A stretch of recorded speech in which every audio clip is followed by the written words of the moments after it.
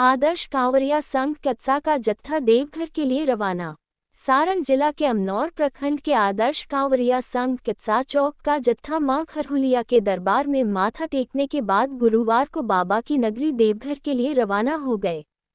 मालूम हो कि प्रत्येक वर्ष की भांति इस साल भी आदर्श कांवरिया संघ कच्चा चौक पूरे भक्ति भाव के साथ गुरुवार को देवघर के लिए निकल पड़े। श्रद्धालु कांवरिया भक्तों ने सुल्तानगंज जाने से पूर्व मां खरहुलिया के दरबार में पहुंच मां की पूजा अर्चना करने के बाद बोल बम हर हर महादेव के जयघोष के रवाना बाबा की नगरी देवघर के लिए निकल पड़े। श्रद्धालु भक्तों ने वाहन को काफी सजाया था, जो एक नज़र लोगों के बीच आकर्षण का केंद्र बना हुआ था। बताते चले कि श्रद्धालु कांवरिया शुक्रवार को सुल्तानगंज से उत्तरवाहिनी गंगा का पवित्र जल लेकर पैदल देवघर पहुंच चौथे सोमवार को द्वादश ज्योतिर्लिंग पर जलाभिषेक करेंगे।